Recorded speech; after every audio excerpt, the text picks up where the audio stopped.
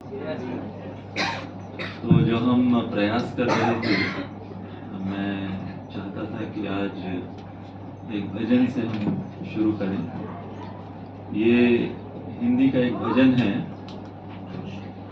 जब मैं हमारे नासिक के जो विग्रह हैं श्री श्री राधा मदन गोपाल जी, वो जब तैयार हो रहे थे जयपुर में, तो मैं वहाँ पर एक महीना था। और यदि आप जानते हैं, जयपुर में जो प्रसिद्ध विग्रह हैं जयपुर धाम के, वो हैं श्री श्री राधा गोविंद देव जी। आप लोगों में से कोई वहाँ पर गए हैं? श्री श्री राधा गोविंद देव जी। तो आप लोगों ने सुना भी होगा, बहुत ही वहाँ जयपुर में राधा गोविंद देव जी वो पूरे जयपुर शहर के केंद्र बिंदु हैं। और वहां पर मैंने देखा कि जो बड़े बड़े व्यापारी, उद्योगपति, वो लोग रोज सुबह अपने घरों से निकलते हैं और घरों से निकलने के पश्चात अपने काम धंधे पर लगने से पहले वो राधा गोविंद देव जी के दर्शन करते हैं, आरती अटेंड करते हैं, फिर उनके दिन भर का काम वो करते हैं और उसके पश्चात जब वो वापस घर लौटते हैं तो घर लौटने से पहले भी राधा गोविंद देव जी का दर्शन करते हैं, उनकी आरती अटेंड करते हैं, प्रसाद लेकर फिर घर जाते हैं। और मैंने वहां पर देखा कि सुबह की जो मंगल आरती, 5 बजे की मंगल आरती में दर्शनार्थी भाग भाग कर हजारों की संख्या में भाग लेते हैं। तो मैं जब वहां पर एक महीना था, तो जब मैं वहां पर शाम के समय आरती अटेंड करने जाता था, तो वहां एक बहुत ही मधुर माहौल मैंने देखा और एक ऐसा भाव वहां के भक्तों का कि जो मेरा हृदय द्रवित कर दिया उसने। और मैंने वहां पर देखा कि जो दर्शन के लिए आ रहे हैं,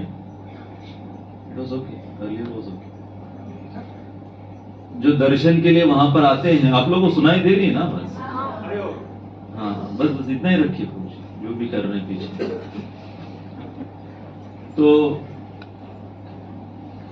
एक आरती वो लोग सब मिलकर वहां पर, और वहां पर ऐसा नहीं कि उनके पास कोई माइक्रोफोन या पावर पॉइंट प्रेजेंटेशन, ऐसा कुछ भी नहीं। बहुत सरल भाव से वहां के भक्त वो आकर वो एक बहुत ही विशेष आरती गोविंद देव जी की वहां पर गाते हैं, जो मैं यहाँ पर आपके समक्ष गाने का प्रयास करूंगा। ये आरती जब शाम के समय पुजारी ऑल्टर में गोविंद देव जी की आरती प्रारंभ करते हैं, तो जो लोकल जयपुर वासी वो एकत्रित होकर वो अपने से ये आरती गाते हैं। और आपने जैसे देखा होगा कि मंदिरों में, खासतौर पर हमारे इस्कॉन मंदिर में या गौड़िया मंदिरों में, जब भगवान की आरती होती है तो अलग अलग प्रकार के जो आइटम्स हैं वो ऑफर किए जाते हैं। जैसे पहले भगवान का श्रृंगार होता है, भगवान को सजाया जाता है, भगवान को भोग चढ़ाया जाता है, फिर धूप बाती, इन सब से भगवान की आरती होती है। तो ये सभी जो दर्शन के लिए आते हैं, ये अपने साथ वो आइटम्स लेकर आते हैं। अब हम जब किसी मंदिर में जाते हैं तो जो पुजारी आइटम्स ऑफर कर रहा है, हम केवल देखते हैं, प्रार्थना कर लेते हैं। परंतु आपने कभी ऐसा प्रयास किया कि आप आरती अटेंड करने गए हो और आरती के पैरेफर्नेलिया आप अपने साथ लेकर गए, और पुजारी तो ऑल्टर पर ऑफर कर ही रहे हैं, यहाँ पर जो दर्शन के लिए आए हैं वो भी पुजारी के साथ साथ जो आर्टिकल्स वो लेकर आए हैं, गाते हुए उन आर्टिकल्स को गोविंद देव जी को अर्पित करते हैं। तो ये भाव मुझे इतना सुंदर लगा। तो ये जो भजन उन्होंने मेरे ख्याल से गोविंद देव जी के लिए रचा होगा, तो जो जिन्होंने भी इसकी रचना की है बहुत ही सुंदर भाव से इसकी रचना की है। तो मैं आपको पहले बता दूं कि जो जो स्टैंजाज हैं इसमें एक एक आर्टिकल ऑफर करते हुए हैं। जैसे कि स्टैंजा में ऐसे वो गाते हैं, मेरे हाथों में जल का लोटा है, ये गोविंद मैं तुम्हें नहलाने आया हूं। और फिर वो जल का लोटा निकालते हैं और गाते हुए, जैसे एक कोई खाली पात्र और इस भाव से कि गोविंद देव जी को नहला रहे हैं, तो पानी उस खाली पात्र में डालते हैं। फिर स्टैंजा है, मेरे हाथों में रेशम वस्त्र है, मैं तुम्हें पहनाने आया हूं हे गोविंद देव जी। तो थैली से रेशम वस्त्र निकालते हैं, गोविंद देव जी को ऐसे दिखाते हैं कि मानो उनका श्रृंगार कर रहे हैं, रेशम वस्त्र पहनाकर। तो इस प्रकार से बहुत ही सुंदर भक्ति भाव से वो एक एक आर्टिकल ऑफर करते हुए ये भजन गाते हैं। तो मैं प्रयास तो ये कर रहा था कि वो पूरा भजन आपको यहाँ पर डिस्प्ले करके, ताकि आप लोग उसको पढ़कर गा सको। तो इतना मुश्किल नहीं है, आप ध्यान से सुनिएगा। हिंदी का भजन है, हिंदी जानते हैं ना आप लोग सब अच्छे से। तो मेरे पीछे फिर दोहराने की कोशिश कीजिए, और उसके साथ साथ आप ये भी भाव रखिए, क्योंकि भक्ति में हमें भगवान को अपना सर्वस्व अर्पित करना है। और भगवान ने तो कह दिया है कि यदि कोई भाव से, भक्ति भाव से मुझे पत्रम पुष्पम फलम तोयम, ये साधारण से जो आर्टिकल्स हैं, चीजें हैं, ये भी यदि कोई अर्पित करता है, परंतु भक्ति भाव से करता है, तो मैं उसे स्वीकार करता हूं। तो आइए हम सब मिलके भगवान श्री श्री राधा गोविंद देव जी का ध्यान करते हुए हम ये भजन, और भजन के द्वारा हमारा जो मनोभाव है वो उनके चरणों में अर्पित करने का प्रयास करें। गोविंद तुम्हारे चरणों में एक प्रेम पुजारी आया है।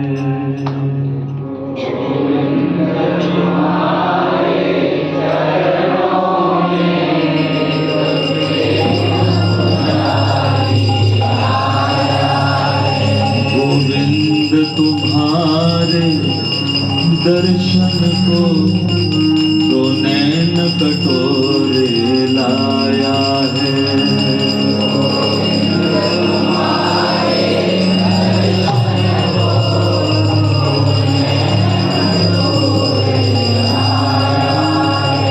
यहाँ पर भक्त ने अपने दो नैन जो हैं उनकी तुलना दो खाली कटोरों से की। कटोरे होते हैं कटोरे, तो कह रहे हैं कि आपके दर्शन के लिए दो नैन कटोरे के रूप में लाया। गोविंद तुम्हारे दर्शन को दो नैन कटोरे लाया।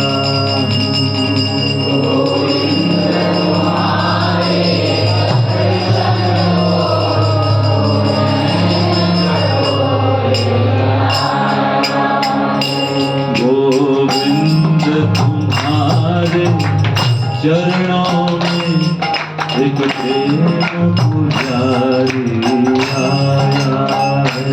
गोविंद तुम्हारे चरणों में एक प्रेम पुजारी आया है।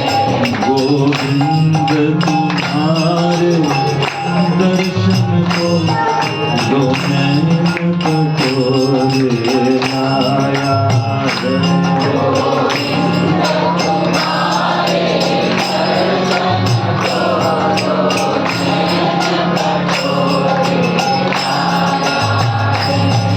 मेरे हाथ में जल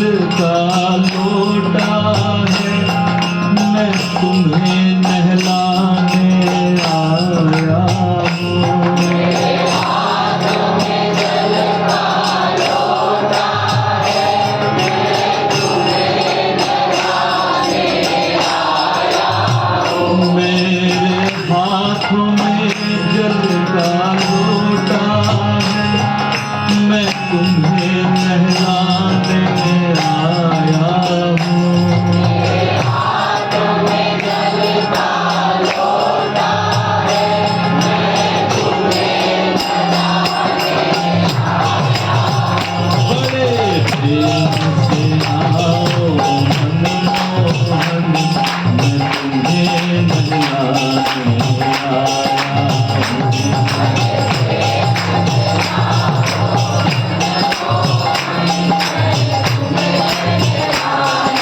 आया हूँ। बड़े प्रेम से आओ मनमोहन, मैं तुम्हें मिलाने आया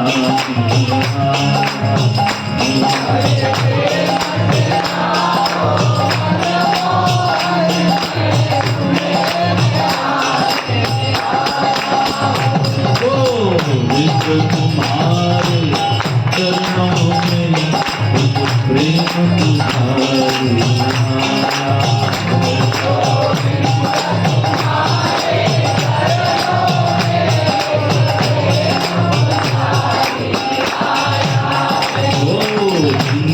तुम्हारे दर्शन को जो नैन तुमको देना है।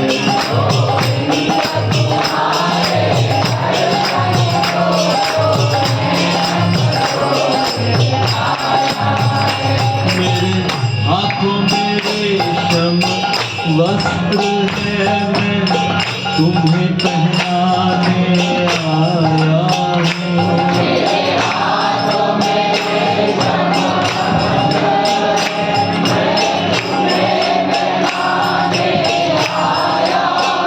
मेरे हाथों में रेशम वस्त्र है, मैं तुम्हें पहनाने आया हूँ।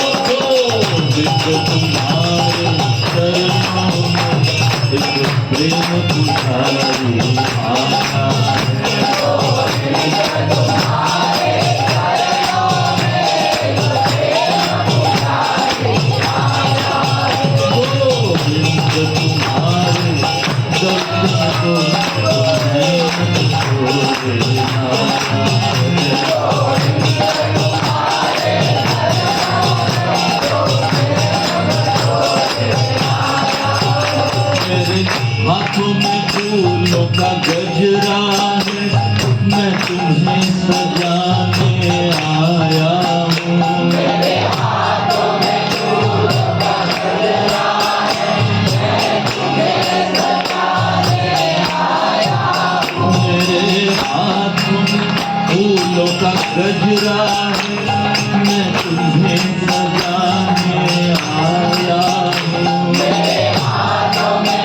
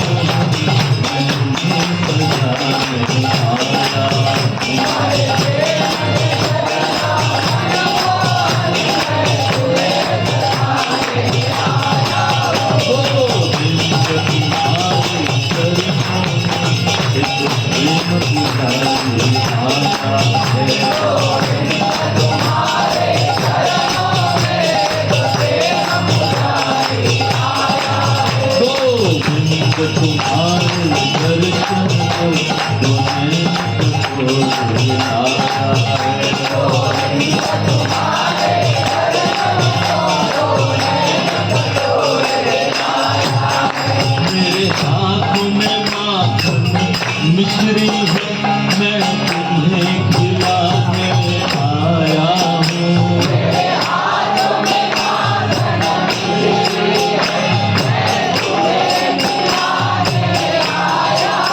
मेरे हाथ में माखन मिश्री है मैं तुम्हें खिलाने आया हूँ।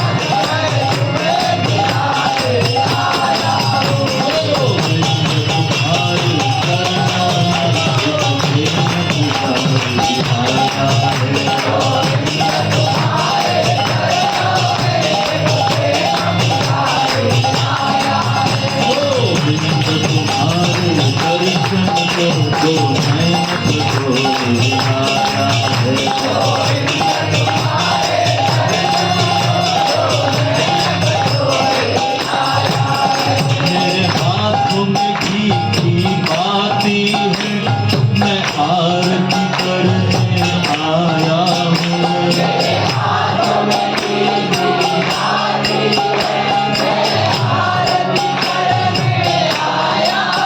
मेरे हाथों में घी की बाती है मैं आरती करने आया हूँ।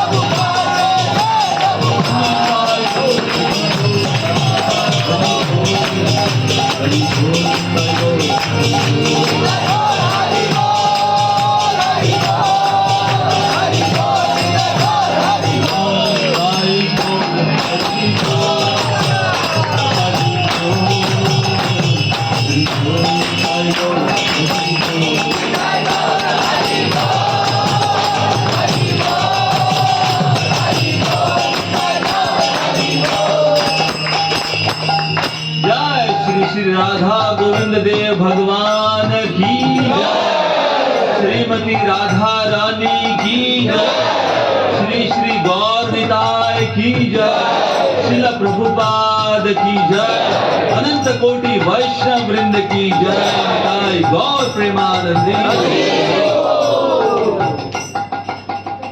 आपको ये भजन पसंद आया?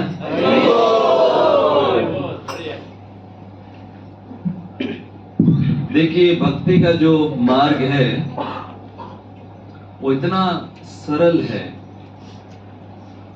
और यही भगवान श्री कृष्ण और उनकी भक्ति की विशेषता है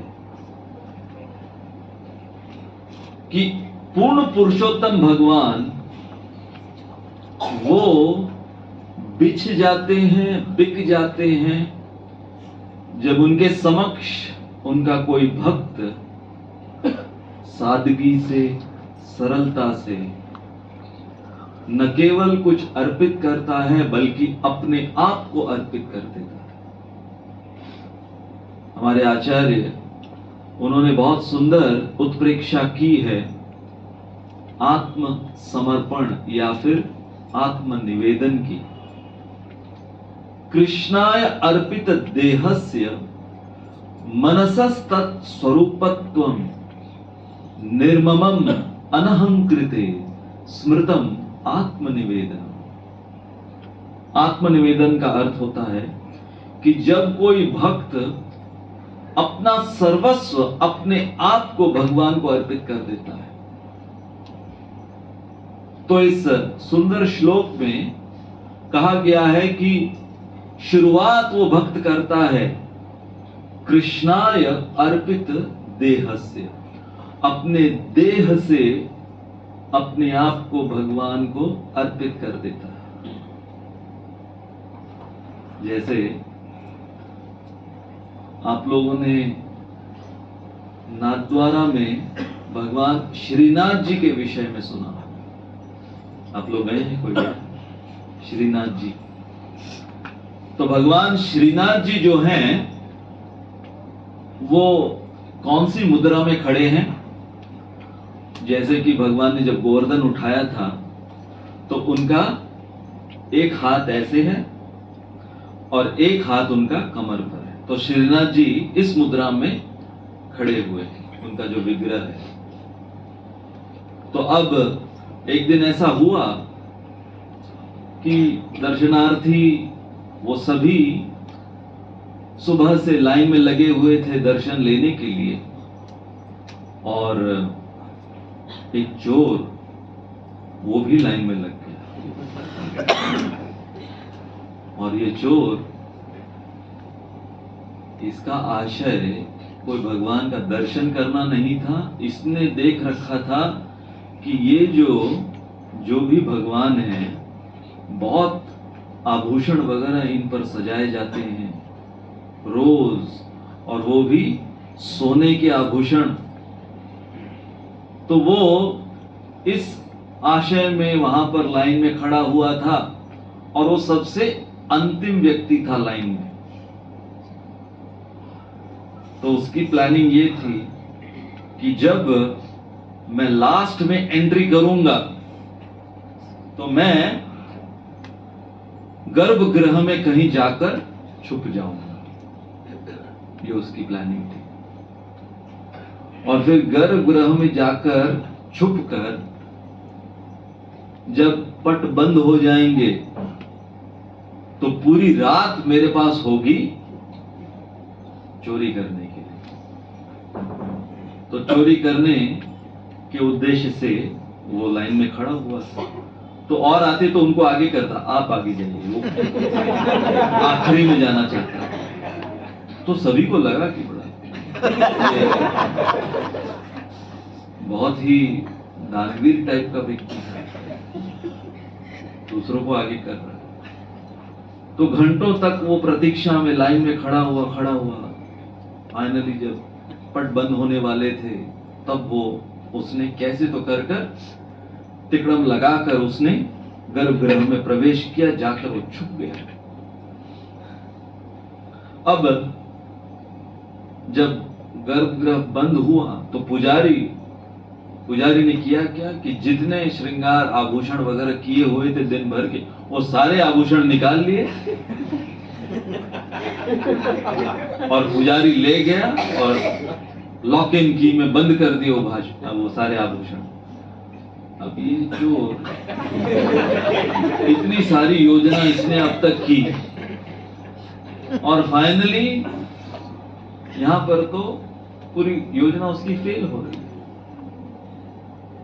तो अब जब पुजारी सारे आभूषण ले गया श्रीनाथ जी के, तो अब ये अकेला और श्रीनाथ जी अकेले, और श्रीनाथ जी अपने शयन वेश में, कोई आभूषण नहीं, बस एक पटका और एक धोती, बस एक पटका और एक धोती, बस उतना ही। तो ये देखकर बैठा हुआ श्रीनाथ जी को देख रहा है और अपने नसीब को कोस रहा है।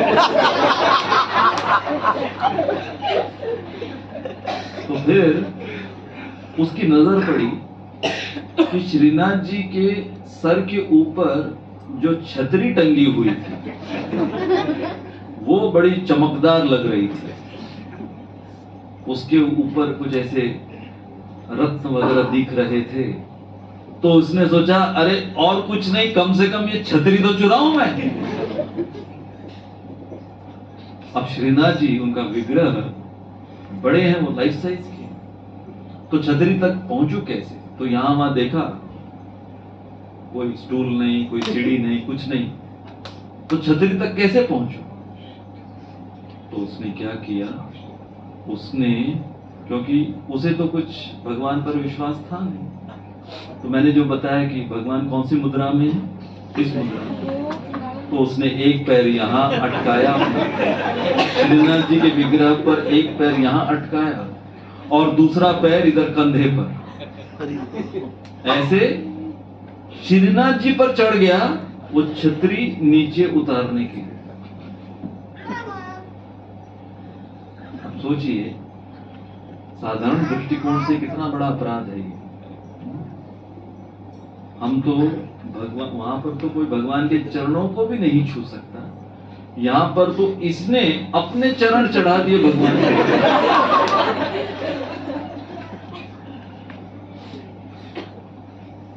परंतु इसके जीवन का सबसे बड़ा धक्का इसे लगा कि श्रीनाथ जी वहां पर प्रकट हो गए और प्रकट होकर श्रीनाथ जी इसके साथ वार्तालाप करने लगे। अब ये थर-थर कांपे, क्योंकि अब तक तो ये केवल उन्हें पत्थर मान रहा था।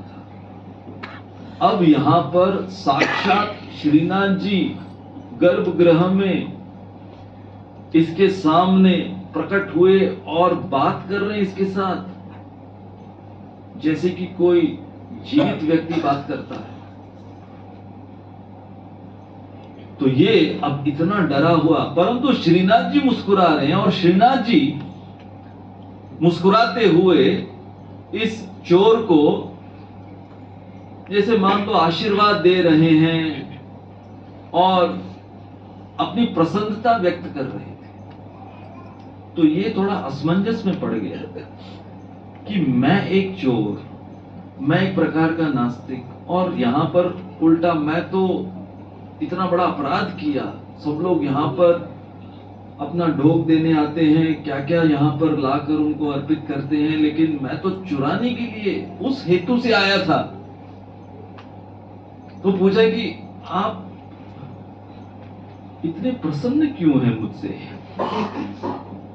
ये थोड़ा कंफ्यूजिंग है। तो श्रीनाथ जी ने कहा कि देखो, दिन भर तुमने देखा लोग आते हैं, कोई नारियल लेकर आ रहा है, कोई फूल माला लेकर आ रहा है, कोई कुछ पेड़े का भोग लेकर आ रहा है, हा? दिन भर अलग अलग कुछ चढ़ावा लेकर आते हैं। क्या कहते हैं उसे? चढ़ावा। तो कुछ चढ़ावा लोग लेकर आए पूरे दिन भर। बहुत मुझे भी अच्छा लगता है, लोग आते हैं कुछ ना कुछ चढ़ा कर जाते हैं, लेकिन मेरे यहां नाथद्वारा के इतिहास में तुम पहले शख्स हो जिसने अपने आप को चढ़ा दिया।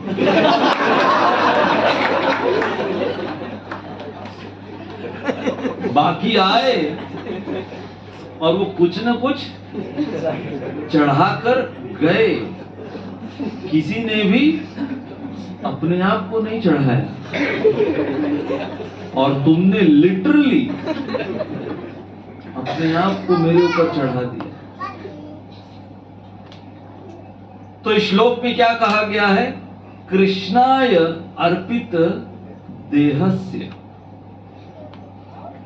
परंतु इतना ही नहीं, आत्मनिवेदन की जो उत्प्रेक्षा इस श्लोक में की गई है, इसके पश्चात मनसस तत्स्वरूपत्वम, कि हमारा मन भी हमें भगवान को अर्पित करना है। इसलिए भगवान क्या कहते हैं भगवत गीता में? मन मना भव मद भक्तो मद्याजी माम नमस्कुरु। इतनी बार मन। तो देखिए, जब हम ये मन जो शब्द है ना, ये बहुत विशेष शब्द है मन। तो मन के आगे न लगाओ तो क्या हो जाता है? नमन। और मन के आखिरी में न लगाओ तो हो जाता है मनन। तो जब हम भगवान के समक्ष आते हैं तो हमें नमन करना है इस मन के द्वारा, और फिर मनन करना है जो कुछ हम भगवान के विषय में श्रवण किए। तो ये सुंदर सा भजन जो हमने गाया, जिसमें जो एक भक्त का उद्गार है, क्या उद्गार है एक भक्त का, कि हे गोविंद देव, मेरे पास थोड़ा सा जल है आपको अर्पित करने के लिए, मैं थोड़ा सा जल लेकर आया हूं। मेरे हाथों में जल का लोटा है, हे गोविंद मैं तुम्हें नहलाने आया हूं। बड़े प्रेम से नहाओ मनमोहन, मैं तुम्हें नहलाने आया हूं। मेरे हाथों में रेशम वस्त्र है, मेरे हाथों में फूलों का गजरा है, मेरे हाथों में माखन मिश्री है, मेरे हाथों में घी की बाती है। देखिए, इतने साधारण सी चीजों से भगवान प्रसन्न हो जाते हैं। फूलों का गजरा, थोड़ा सा वस्त्र। सुदामा जो वो पोहे लेकर गए थे,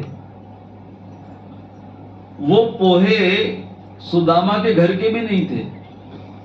वो इतने निर्धन थे, सुदामा इतने निर्धन थे कि वो पोहे भी सुदामा की पत्नी ने कहीं और से भीख मांगकर, और भीख में आप देखिए, भीख में आपके घर की उत्कृष्ट वस्तु आप नहीं देते, है कि नहीं? कोई अगर भिक्षुक किसी के द्वार पर जाए कि कुछ चावल मिलेंगे, तो कोई बासमती चावल लाकर नहीं देता है ना। बासमती चावल वो स्पेशल गेस्ट के लिए रखते हैं। तो भिक्षा में भी जो पोहे मिले सुदामा की पत्नी को, वो रिजेक्टेड माल था। और ऐसा नहीं कि सुदामा ने वो पोहे उनको तड़का मारा, उसमें फिर है ना सब्जियां डाली, हींग, हल्दी, जीरा, राई, नींबू, धनिया पत्ता। यहाँ पर आप लोग ज्यादा क्या खाते हैं? नारियल। नारियल उसके ऊपर डालकर और एकदम उसको सजा सुजू के, हाँ? ऐसे पोटली में कच्चे पोहे बांध। और भगवान ने और वहां पर जाकर जब सुदामा ने देखा कि अरे द्वारकाधीश इतना आलीशान इनका महल, एक महल नहीं, कितने 16,108 महल हैं इनके, इतने बड़े। तो सुदामा को शर्म आई कि ये मैं कैसे के, मैं खुद यहां पर शर्मा शर्मी में आया हूं, तो ये कैसे मैं खोल कर। तो भगवान तो छीन लिए उसे, छीन कर भगवान ने खा। और भगवान जब खा रहे थे तो रुक्मिणी वहां पर, जो कि रोज भगवान को राजभोग की थाली अर्पित करते थे वो लोग, और वही समय था, राजभोग का समय था जब सुदामा पहुंचे। तो जब भगवान, उन्होंने एक कौर लिया, दूसरा कौर लिया, तो रुक्मिणी देवी वो सब देख रहे हैं कि ये क्या खा रहे हैं। परंतु रुक्मिणी देवी समझ गए कि ये कोई साधारण, कोई मित्र नहीं है इनका, ये बहुत अनन्य भक्त है इनका। तो रुक्मिणी देवी ने रोक दिया। जब दूसरा कौर खाया भगवान ने, तो रुक्मिणी देवी ने रोक दिया कि और आगे मत खाइए। क्यों और आगे मत खाइए? क्योंकि आप जब किस पर कृपा करते हैं, आप जिससे प्रसन्न हुए हैं, जो आपको अर्पित किया है ये सुदामा, तो उसके बदले में आप उसे हर प्रकार का, जिसको कह सकते हैं, उसका भाग्य उजागर कर देते हैं, उसको धनाढ्य बना देते हैं। और वो डिपार्टमेंट मेरा है, क्योंकि रुक्मिणी देवी कौन है? गॉडेस ऑफ फॉर्च्यून, भाग्य लक्ष्मी, आदि लक्ष्मी, वो सब हैं। तो रुक्मिणी देवी ने कहा कि आपने जो पहला कौर खाया उसमें मेरी आधी प्रॉपर्टी सुदामा की ओर चली गई। दूसरा कौर खाया, पूरी प्रॉपर्टी मेरी सुदामा के नाम। अब तीसरा कौर आप खा रहे हो, मुझे लोन लेना पड़ेगा।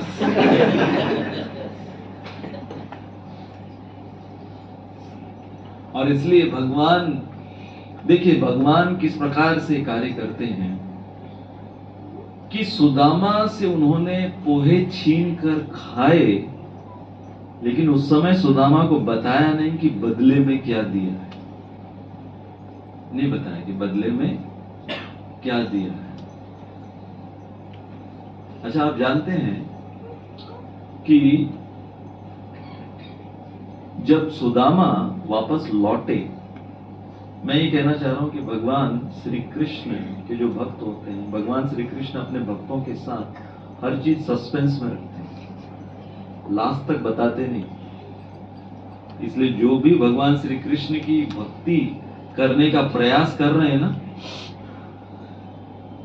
उनकी भक्ति करने के लिए जिगरा चाहिए, जिगरा, हिम्मत चाहिए, क्योंकि वो लास्ट मिनट तक बताते नहीं है। जैसे सुदामा को लास्ट मिनट तक बताया नहीं कि क्या बदले में वो दे रहे हैं। इसलिए यदि आपको आपके जीवन में सबसे थ्रिलिंग सस्पेंस मूवी देखनी है तो कृष्ण भक्ति में आ जाइए। ये सस्पेंस थ्रिलर मूवीज क्या होती है, लास्ट मिनट तक पता नहीं चलता है कातिल कौन है।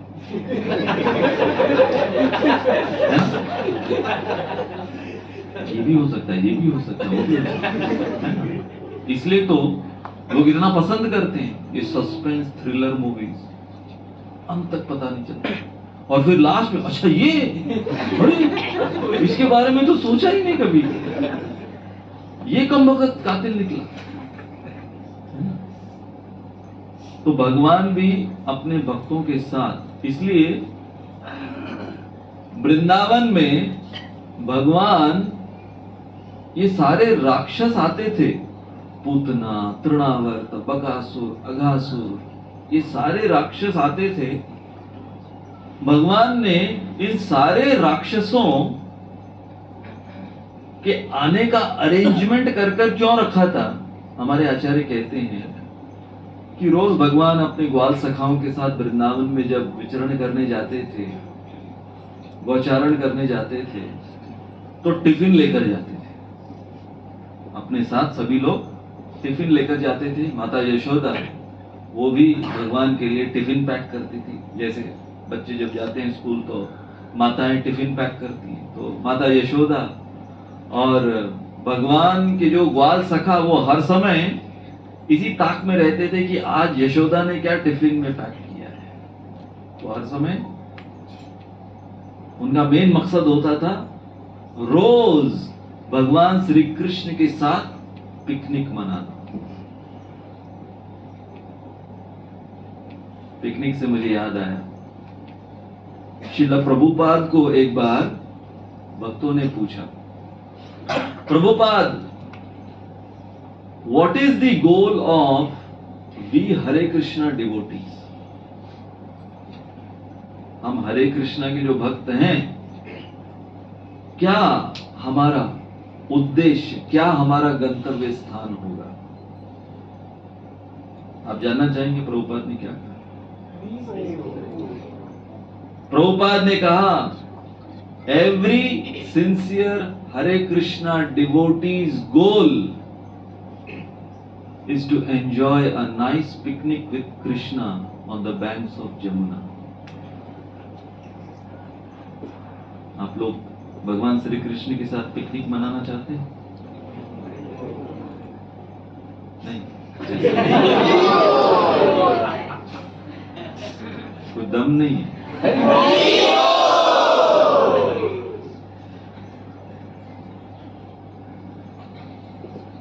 तो उसके लिए बहुत मशक्कत करनी होगी। इतनी आसानी से भगवान उस घेरे में एंट्री नहीं देते जहां पर पर्सनली आप उनके साथ पिकनिक मना सकते। तो भगवान इन राक्षसों को, इन असुरों को मारने का पूरा अरेंजमेंट करते थे, ताकि इनको मारने के पश्चात वो जो टिफिन में वो लोग सब लाए हैं ना, वो उसको खाने का एपेटाइट बने। ये स्टाइल है उनका। असुरवध हो रहा है, उनका उद्धार हो रहा है, वो सब सेकेंडरी है। इतने बड़े बड़े असुरों का उन्होंने खात्मा किया, वो सब साइडी रीजंस थे, वो सब सेकेंडरी रीजन। मेन रीजन क्या है?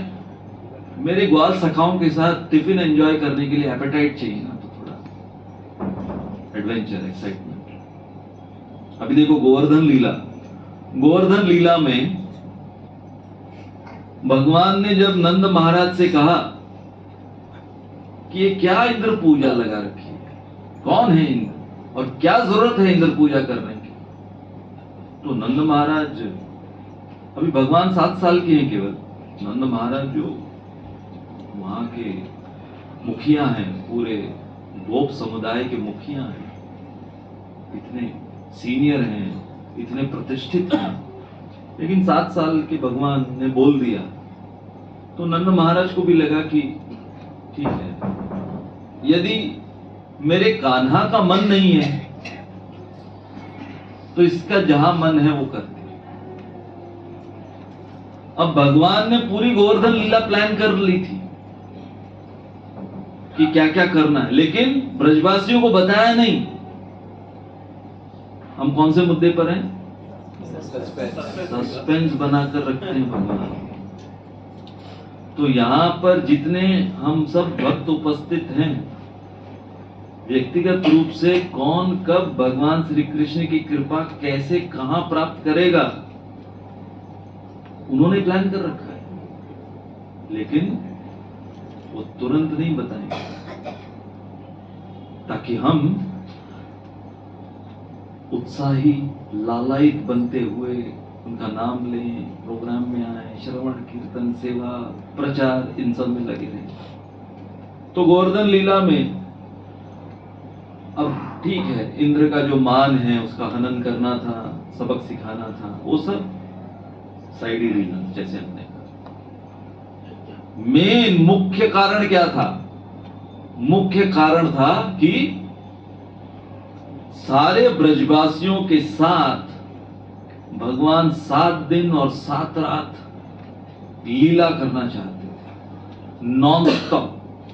क्योंकि भगवान जब सुबह निकल जाते थे अपने गोप सखाओं के साथ, तो दिन में गोप सखाओं के साथ भगवान रहते थे, तो सारी जो गोपियां हैं वो कोसती रहती। अब देखिए कि जो ग्वाल सखा हैं वो प्रार्थना करते चंद्रदेव से, तो चंद्र सरोवर है वृंदावन में, तो वहां जाकर वो प्रार्थना करते गोप सखा। और वो क्या प्रार्थना करते? चंद्र से प्रार्थना करते कि आप जल्दी अस्त हो, ताकि सूर्योदय जल्दी होगा और कृष्ण हमारे साथ रहेंगे। और सूर्यास्त के पश्चात भगवान गोपियों के साथ रहे, तो गोपियां सूर्य कुंड में जाकर प्रार्थना करती। वो वहां पर जाकर क्या प्रार्थना करती? वो सूर्यदेव से प्रार्थना करती कि धीरे धीरे आप नहीं जल्दी, सॉरी, उनको प्रार्थना करती कि आप जल्दी अस्त हो, ताकि रात्रि जल्दी हो जाए और हमारा श्री कृष्ण से मिला। तो यहां पर चंद्र और सूर्य दोनों कंफ्यूज कि भाई हम करें तो क्या करें। यहां पर ये ऐसी प्रार्थना कर रहे हैं, गोपियां ऐसी प्रार्थना कर रही हैं। और ये सूर्य और चंद्र कौन है? भगवान की दो आंखें। इसलिए वृंदावन में भगवान श्री कृष्ण का एक रूप है भैंगा कृष्ण। भैंगा समझते हैं आप लोग? इंग्लिश में जिसको कहते हैं स्क्विंट। यहां क्या कहते हैं आप लोग? कहीं पे निगाहें, कहीं पे निशाना, थोड़ी बहुत चकड़ा, चकड़ा है ना, मराठी में भी कहते हैं ना, आज चकड़ा झाला। एक इधर दिखते हैं, समझ में नहीं आता कहां देख रहा हूं। तो ये जो प्रार्थनाएं जब करती है ना गोपियां सूर्य से और गोप सखा जो हैं वो चंद्र से, तो भगवान की दोनों आंखें कंफ्यूज, एक इधर कंफ्यूज। तो ब्रज में भगवान को ये नाम दे दिया है भैंगा कृष्ण, कृष्ण जो भैंगा हुआ है।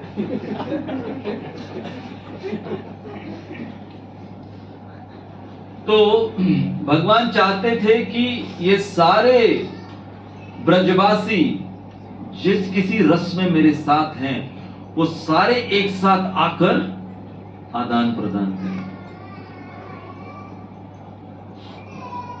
तो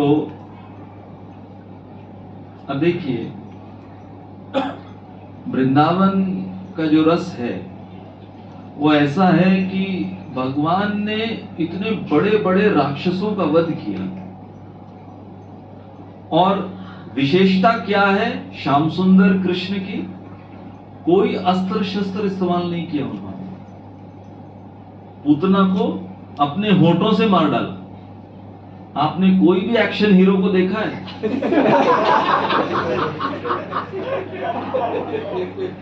कि विलन की हत्या की होठों से। तो इसलिए देखिए वो जो भी कुछ करते हैं हटके करते हैं। भगवान श्री कृष्ण सबसे अलग विलग उस प्रकार से पूतना का वध किया होठों से। पूतना के न केवल वो विष को पी लिया, उसने जो दूध लाया था वो दूध को पी लिया, प्राणों को भी पी लिया।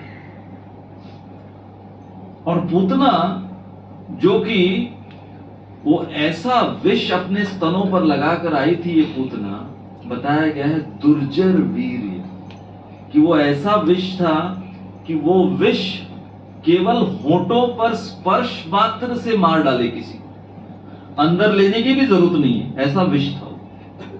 केवल होठों पे किसी के चला जाए वो विष तो मार डालता है उसको। और भगवान आप जानते हैं कितने, उनकी उम्र कितनी थी जब पूतना का उद्धार उन्होंने किया? भगवान 6 दिन के थे, 6 दिन का बालक। और हमारे आचार्य कहते हैं कि पूतना को इस प्रकार का उद्धार भगवान ने दिया कि पूतना जो कि भगवान को मारने आई थी, कुत्सित हृदय से आई थी, उस पूतना को भगवान ने गोलोक वृंदावन में धातृचितम कम वा दयालुम शरणम व्रजेम, इस श्लोक में कहा गया है। धात्री अर्थात अपनी माता का दर्जा दिया।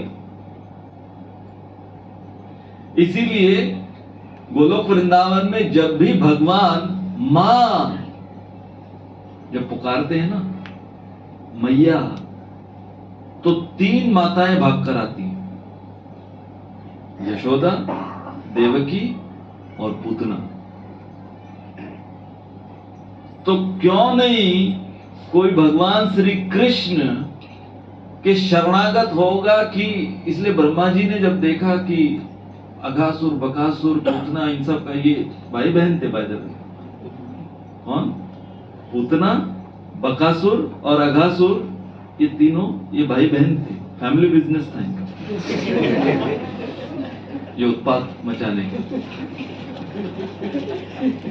तो ब्रह्मा जी ने देखा इन तीनों का उद्धार कर दिया, तो ब्रह्मा जी कंफ्यूज है। ब्रह्मा जी के 4 सर हैं, वो बने बुद्धि से, जस्ट मेड ऑफ इंटेलिजेंस। तो शॉर्ट सर्किट हो गया ब्रह्मा जी की इंटेलिजेंस में, पूरे 4 सरों में, कि यदि आप इतनी कृपा ये पूतना, अघासुर, बकासुर को दे सकते हो, तो जो प्रेम से माता यशोदा, रोहिणी और गोपियां जो अपना स्तनपान आपको कराती हैं, आपके स्टॉक में, कृपा के स्टॉक में कुछ बचा है उनको देने के लिए, उनको तो फिर कितना देना पड़ेगा आपको? ये गणित मैं नहीं कर पा रहा हूं, ब्रह्मा जी ने कहा। कृष्णेन न व्रजजन किल मोहितास्ते तैस व्यमोहि भगवान इति सत्यमेह।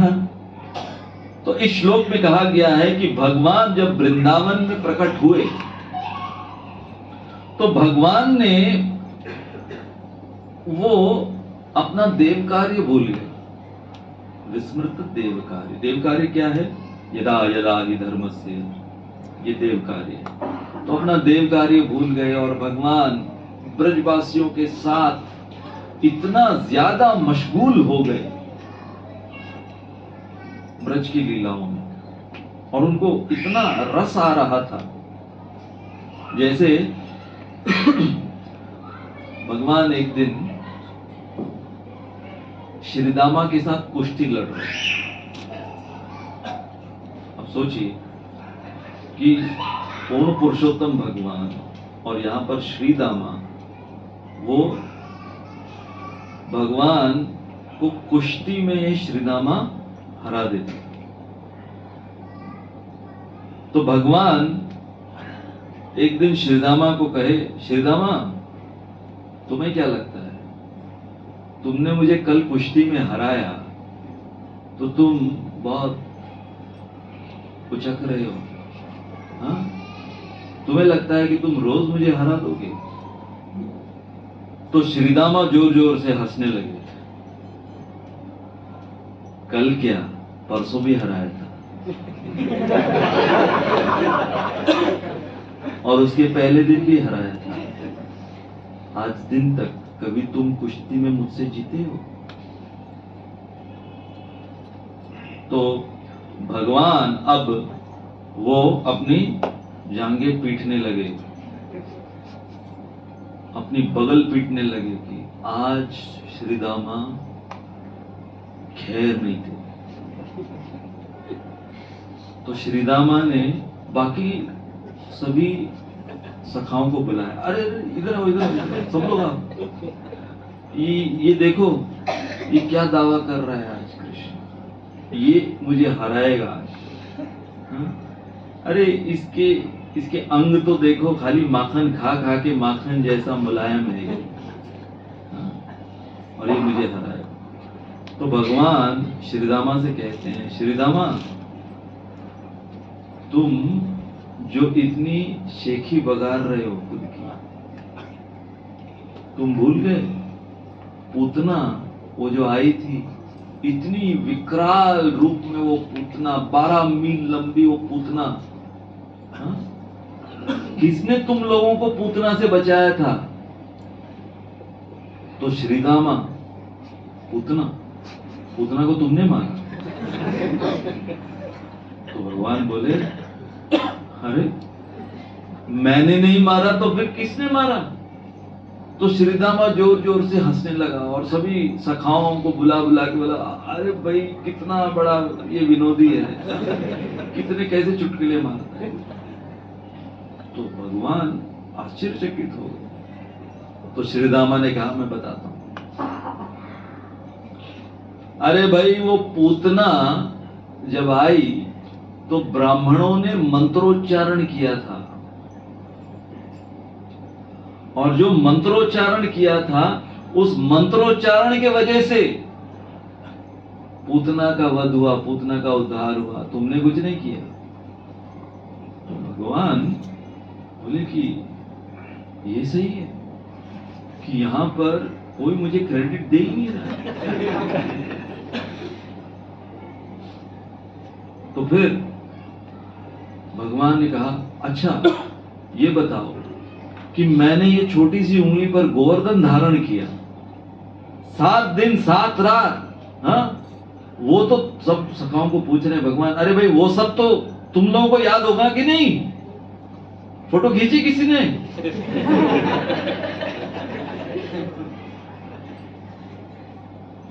तो श्रीदामा ने और जोर जोर से हंसने लगा। श्रीदामा ने कहा, गोवर्धन तुमने उठाया? अच्छा, तुम सोचे तुमने गोवर्धन उठाया?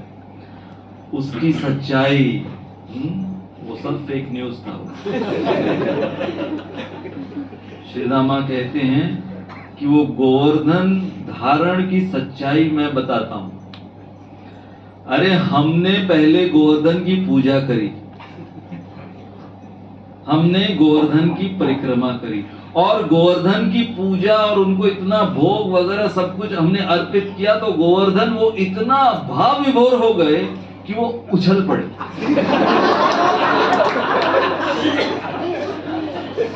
और वो उछल पड़े और तुम जाकर तुमने तुम्हारी उंगली लगाई और तुम कहते हो तुमने गोवर्धन उठाया।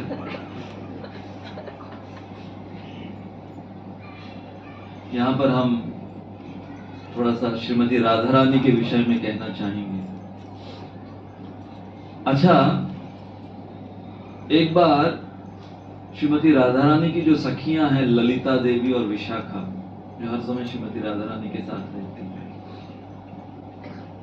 तो एक बार अब ये गोवर्धन लीला होने के पश्चात एक तरफ भगवान और भगवान के गोप सखा और दूसरी तरफ श्रीमती राधा रानी और ललिता विशाखा और उनकी सखियां, तो वाद विवाद चल रहे हैं कि कौन श्रेष्ठ है। वृंदावनेश्वरी श्रीमती राधा रानी को कहा जाता है। तो यहां पर ललिता देवी, विशाखा देवी, वो सब पैरवी कर रही हैं श्रीमती राधा रानी कि श्रीमती राधा रानी वो सुप्रीम है, और यहां पर गोप सखा और भगवान श्री कृष्ण मिलकर वो अपनी सफाई पेश कर रहे हैं कि भाई फाइनली पूर्ण पुरुषोत्तम तो मैं हूं ना। तो यहां पर मजाक उड़ाया जा रहा था जैसे कि श्रीदामा, लेकिन अब यहां पर हुआ क्या है कि श्रीमती राधा रानी और उनका गुट आया है, तो इसलिए अब ये सब एक हो गए कि नहीं, हमें जो हमारा कृष्ण है, जो हमारे कान्हा है, उसको प्रस्थापित करना। तो फिर अलग अलग जो लीलाएं हुई उसकी चर्चा हो रही थी। फाइनली बात आकर अटक गई गोवर्धन लीला।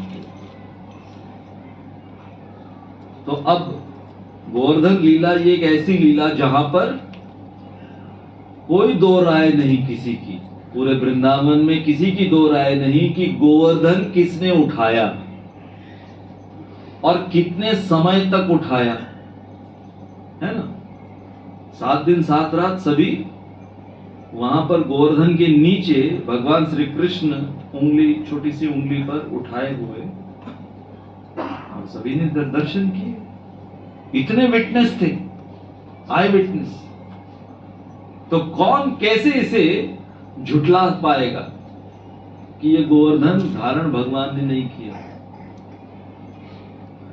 तो यहाँ पर ललिता देवी और श्रीमती राधा रानी की क्या डिफेंस लॉयर बनकर आई और कहती हैं कि श्याम सुंदर, ये तुमने जो श्रेय लिया है ना गोवर्धन धारण करने का, अरे कम से कम आज तो राधिका के सामने सच्चाई बता दो दुनिया को।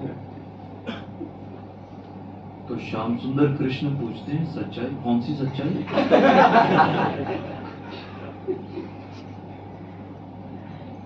सच्चाई तो सबने देखी, बताना क्या? सब लोगों ने देखा है, तो श्रीमद् भागवत में रिकॉर्डेड है। तो ललिता देवी कहती हैं, ठीक है, यदि तुम नहीं बताना चाहते श्याम सुंदर, तो मैं पूरी दुनिया को बता दूं कि वो जो गोवर्धन धारण वो हमारी राधिका ने किया था।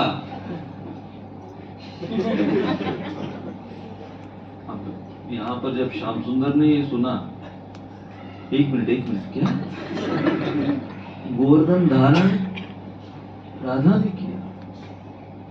कब? कहां? कुछ भी प्रूव करो। और सभी ग्वाल सखा, क्योंकि ललिता देवी वो बहुत ही सीरियस टाइप की सखी है, वो कभी भी राधा रानी को भी डांट देती है, श्याम सुंदर को तो डांटती है। तो इसलिए दोनों राधा श्याम सुंदर वो ललिता देवी से, और बाकी तो गोप सखा वगैरह वो सब भी ललिता देवी से डरते हैं। तो अब यहां पर क्योंकि ललिता देवी ने ये दावा किया है कि गोवर्धन एक्चुअली श्रीमती राधा रानी ने उठाया, तो सब लोग अब उनके कान खड़े हो गए कि कुछ ना कुछ तो इसमें तथ्य होगा। ऐसे ही तो ललिता देवी फेंक नहीं रही होगी। तो सब लोग, आप लोग उत्सुक हैं कि जानने के लिए? तो आज ये प्रस्थापित हम करने वाले हैं श्रीमती ललिता देवी के श्रीमुख से कि गोवर्धन धारण जो हुआ वो श्रीमती राधा रानी ने किया। आप लोग रेडी? तो ललिता देवी कहती हैं कि एक पुरुष और उस पुरुष की जो पत्नी होती है उसे क्या कहा जाता है? अर्धांगिनी। तो श्याम सुंदर, बचपन में तुम्हारी शादी हुई ना राधा रानी से? हुई है कि नहीं? हम सब सुने हैं तुम्हारी शादी हुई है राधा रानी से। हाँ, हुई है। जोर से मत बोलो। तो राधा रानी फिर तुम्हारी क्या हुई? अर्धांगिनी हुई।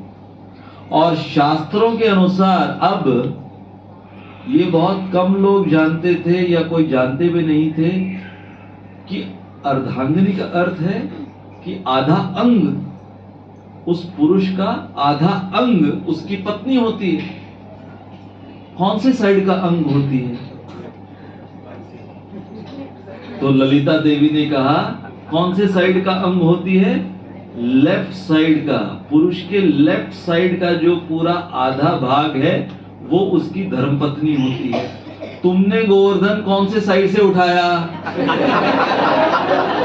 लेफ्ट साइड से उठाए कि नहीं? ये वाली उंगली थी ना, बाएं हाथ की छोटी सी उंगली थी। तो ये जो पूरा तुम्हारा बायां भाग, ये कौन था? कौन थी? हमारी राधिका। तो गोवर्धन किसने उठाया? जय जय श्री राधे। तो यहां पर ललिता देवी ने सिद्ध कर दिया कि गोवर्धन श्रीमती राधा रानी। अब इसके सामने श्याम सुंदर क्या बोले? अगर ये कहते हैं कि नहीं वो मेरी अर्धांगिनी नहीं है तो फंसे, और अगर पहले स्वीकार कर लिया ना, देखो कोर्ट में भी ऐसे ही करते ना, केस कैसे आगे वो लोग बढ़ाते कि हाँ तो ये ऐसा हुआ था कि नहीं हुआ था, तुम वहां पर गए थे कि नहीं गए थे, हाँ फिर बाद में वहां से प्रूफ सीसीटीवी कैमरा निकालते। तो जब हम श्रीमती राधा रानी या ब्रजवासी जो हैं उनके विषय में सुनते हैं, श्रवण करते हैं, तो उन्होंने अपने जीवन में जो आत्मनिवेदन की पराकाष्ठा प्रस्थापित की है वो अप्रतिम है। प्रभु जी ने हमें अनुरोध किया था कि हम श्रीमती राधा रानी के विषय में कुछ कहें।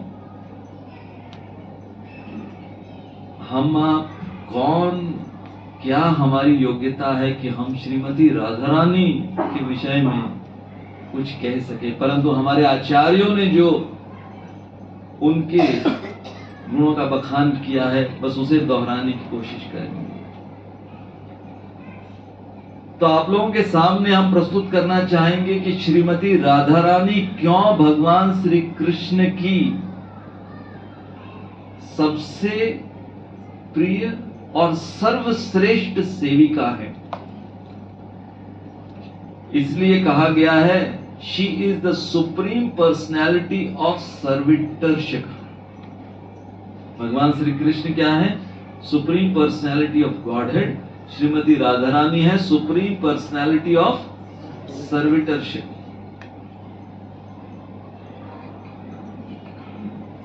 तो जब भगवान श्री कृष्ण वृंदावन छोड़कर मथुरा द्वारका चले जाते हैं और ब्रजवासी जो हैं वो विलाप में, इतने शोक में गिर जाते हैं, तो बहुत वर्षों के पश्चात भगवान उद्धव जी को वृंदावन भेजते हैं सांत्वना देने के लिए। वो तो बाह्य कारण था, क्योंकि उद्धव वो हर समय उनके मन में ये प्रश्न था कि ये ब्रजवासियों के विषय में हर समय ये कृष्ण इतना कहते रहते हैं, इतना सुन रखा है, और मैं इतना बड़ा विद्वान पंडित हूं, उद्धव जी जो कि साक्षात बृहस्पति के शिष्य, तो मैं इतना बड़ा विद्वान, तो क्या है इन ब्रजवासियों में ऐसा कि श्याम सुंदर उनके अलावा और किसी के विषय में कुछ सोचते ही नहीं। तो इसलिए उद्धव जी को एक जो कहेंगे सैंपल कि ब्रजवासियों का प्रेम क्या है और खास तौर पर श्रीमती राधा रानी का प्रेम क्या है, ये देने के लिए भगवान उनको वृंदावन भेजते हैं। तो उद्धव जी जब वृंदावन प्रवेश करते हैं तो वो सभियों से मिलते हैं, तो उन्हें देखते हैं कि अरे ये जो नंद महाराज है, वो जैसे ही प्रवेश करते हैं तो वो देखते हैं कि एक तो जमुना नदी है, तो वो सुन रखा था उन्होंने वृंदावन में जमुना है, लेकिन एक और नदी दिखी उनको, तो ये नई नदी कहां से आ गई वृंदावन में? और वो नदी थी ब्रजवासियों के आंसुओं की, भगवान श्री कृष्ण के विरह में जो अश्रु प्रवाह हो रहे थे, उसकी नदी बन गई थी। तो वो सबसे मिले, अंत में श्रीमती राधा रानी से मिले। तो उन्होंने श्रीमती राधा रानी के कृष्ण प्रेम को चेक करने के लिए उन्होंने श्रीमती राधा रानी से कहा कि आप जिस श्याम सुंदर के लिए इतना विलाप कर रहे हो, अरे उस श्याम सुंदर ने तो आपको दगा दिया, छोड़कर चले गए और कहा कि मैं आऊंगा आऊंगा, लेकिन कोई नियत नहीं है उनके आने की। तो वो टेस्ट कर रहे थे श्रीमती राधा रानी, उकसा रहे थे, कह रहे थे कि ऐसे दगाबाज कृष्ण के लिए क्यों प्रतीक्षा में बैठी हो। क्या कहा उन्होंने? ऐसे दगाबाज कृष्ण की प्रतीक्षा में क्यों बैठी? One who has betrayed you, why are you so loyal? तो श्रीमती राधा रानी ने जब ये सुना उद्धव जी के मुख से, तो श्रीमती राधा रानी अब उद्धव जी को उत्तर में कुछ उदाहरण देने लगी। बहुत ही ये मार्मिक प्रसंग है और श्रीमती राधा रानी बहुत गंभीर हो गई और उन्होंने बहुत ही अपने आर्द्र हृदय से ये कुछ उदाहरण उद्धव जी के सामने प्रस्तुत किए। तो श्रीमती राधा रानी कहती हैं कि हे उद्धव, तुम कह रहे हो कि श्याम सुंदर ने मुझे दगा दिया, तो मैं श्याम सुंदर को छोड़ क्यों नहीं देती? मैं सबसे पहला उदाहरण तुमको देना चाहूंगी एक प्राणी का, हिरण। हिरण जो है, एक शिकारी जब हिरण के ऊपर तीर चलाने जाता है तो हिरण वो इतना चुस्त प्राणी है कि वो शिकारी अपना निशाना साध नहीं सकता हिरण के ऊपर। तो वो शिकारी क्या करता है, वो जानता है कि जो हिरण है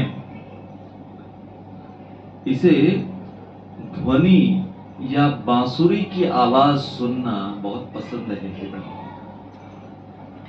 तो हिरण जो है वो हर समय वशीभूत रहता है कर्णेंद्रिय से। तो शिकारी उस हिरण को मारने से पहले बांसुरी बजाता है। तीर निकालने से पहले शिकारी बांसुरी निकालता है और बांसुरी बजाता है। तो जैसे ही बांसुरी की ध्वनि हिरण सुनता है तो स्तब्ध खड़ा रहता है, एक जगह स्तब्ध हो जाता है। वो इतना वशीभूत रहता है उस बांसुरी की ध्वनि को सुनने के लिए। और उसी समय जो शिकारी है वो अपना तीर निकालता है और उस खड़े हुए हिरण के ऊपर तीर चला देता है। और वो हिरण जानता है कि ये बांसुरी इसी शिकारी ने बजाई थी जिसने अब ये तीर मेरे ऊपर चलाया है। और वो मरता हुआ हिरण उस शिकारी से कहता है कि तुमने धोखे से मुझे मारा, तुमने दगा दिया, मैं जानता हूं कि तुमने दगा दिया, परंतु मरते मरते मेरी एक ही प्रार्थना है हे शिकारी, कि मरने के पश्चात मेरे शरीर का जो चमड़ा है वो किसी वाद्य में इस्तेमाल करना। आप देखो कई वाद्य होते हैं, उनपे चमड़ा लगाया जाता है ना, the music should go on. ये हिरण, मरते हुए हिरण की याचना। तो श्रीमती राधा रानी उद्धव जी से कहती है कि यदि हिरण जानते हुए कि शिकारी ने धोखे से मारा है, उसी शिकारी से वो हिरण प्रार्थना करता है, तो यदि एक साधारण सा प्राणी, एक हिरण इतना वफादार हो सकता है किसके प्रति? जिसने उसे धोखा दिया, उसके प्रति इतना वफादार हो सकता है, तो मैं मेरे श्याम सुंदर के प्रति वफादार नहीं हो सकती। फिर उन्होंने दूसरा उदाहरण दिया। दूसरा उदाहरण उन्होंने दिया चातक पक्षी का। बारिश के मौसम में आपने देखा होगा कि जो चातक पक्षी है ये पूरे वर्ष भर निर्जला करता है। हम लोग तो साल में एक बार निर्जला करते हैं, ये चातक पक्षी वर्ष भर, पूरे साल भर निर्जला करता है। और ये जो बारिश के मौसम के समय जो स्वाति नक्षत्र में, केवल वर्षा की ऋतु में नहीं, वर्षा के ऋतु में जब स्वाति नक्षत्र आएगा उस स्वाति नक्षत्र में जो वर्षा की बूंद इन बादलों से नीचे गिरेगी, डायरेक्टली ये चातक पक्षी केवल उसी को ग्रहण करता है, उसी से अपना फास्ट तोड़ता है। इतने सारे तालाब जलाशय होंगे लेकिन वो चातक पक्षी वहां का जल नहीं पीता। तो श्रीमती राधा रानी ये उदाहरण दे रही हैं इनको, उद्धव जी को, कि अक्सर ये देखा जाता है कि ये चातक पक्षी अपनी चोंच ऊपर किए प्रतीक्षा में, किसकी प्रतीक्षा में? वो स्वाति नक्षत्र के वर्षा जल की बूंदों की प्रतीक्षा में जब अपनी गर्दन ऊपर किए देखता रहता है, टकटकी लगाए रहता है, तो अक्सर उन बादलों से वज्रपात हो जाता है। वर्षा के जल के पहले वज्रपात हो जाता है और ये चातक उस वज्रपात की वजह से मर भी जाता है, झुलस जाता है। परंतु फिर भी ये चातक अपनी वफादारी उस वर्षा का जो बादल है, उस वर्षा ऋतु का जो बादल है, उसका एक और नाम क्या है? घनश्याम। तो वो घना श्याम वर्ण रूपी जो बादल है, उसके प्रति ये चातक पक्षी अपनी वफादारी नहीं छोड़ता। तो फिर मैं कैसे, यदि एक इतना सा पक्षी अपनी वफादारी नहीं छोड़ सकता, तो मैं श्याम सुंदर के प्रति अपनी वफादारी क्यों छोड़ूं? उद्धव जी, उन्हें समझ नहीं आ रहा था कि ये कौन से लेवल का प्रेम है। और फाइनली श्रीमती राधा रानी एक और प्राणी का उदाहरण देती है और वो कहती हैं मछली। मछली जो है वो जीवन भर जल के संपर्क में रहती है, जल में रहती है, परंतु जब मछुआरा जाल फेंकता है मछली को पकड़ने के लिए, समंदर में जब जाता है तो जाल फेंकता है, और वो जाल में होता क्या है कि मछली जब उसमें अटक जाती है और वो जब जाल मछुआरा ऊपर खींचता है नाव में लेने के लिए, तो सबसे पहले उस मछली का संग वो जल ही छोड़ देता है। जाल से मछली का संग छोड़कर वो जल जो है वापस समंदर में चला जाता है और सिर्फ मछली उस जाल में फंस जाती है। तो श्रीमती राधा रानी मछली का उदाहरण दे रही है कि जिसका संग इसने जीवन भर जिसको दिया, जिस जल को दिया या जिस जल का संग जीवन भर किया, जब इस मछली के जीवन में विपत्ति की घड़ी आई, उस समय सबसे पहले जिसने साथ छोड़ा उस मछली का वो जल ही था। परंतु फिर भी वो अब उस मछुआरे के नाव में, उस मछुआरे के जाल में वो मछली तड़पती हुई दिखती है।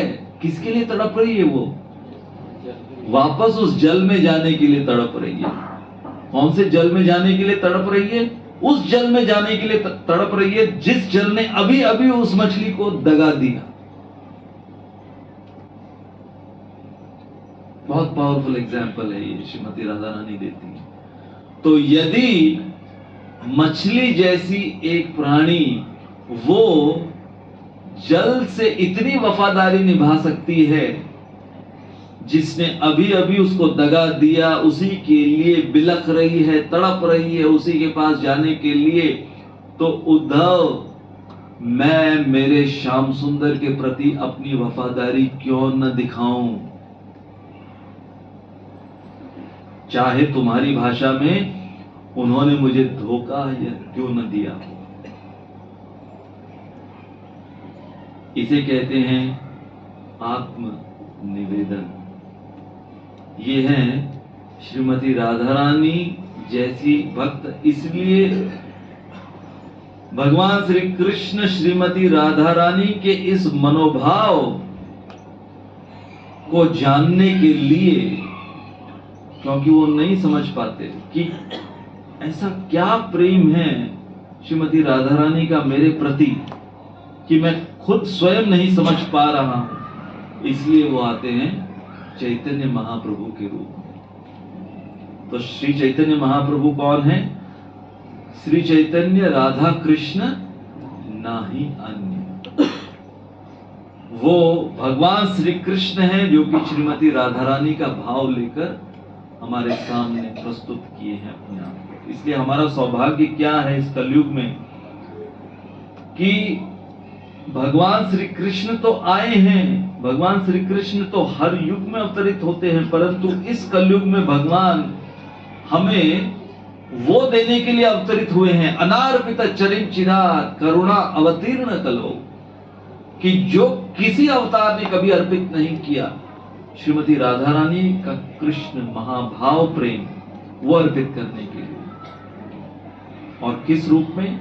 इस हरे कृष्ण महामंत्र के रूप में। तो ये जो महामंत्र है हरे कृष्णा कृष्णा कृष्णा हरे हरे, हरे राम राम हरे हरे, जिसमें हरे अर्थात श्रीमती राधा रानी और भगवान श्री कृष्ण।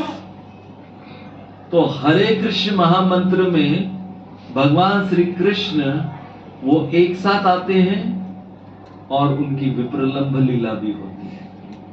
तो हरे कृष्ण अर्थात राधा कृष्ण साथ हैं, कृष्ण कृष्ण हरे हरे, राधा और कृष्ण विप्रलंभ भाव में, सेपरेशन में।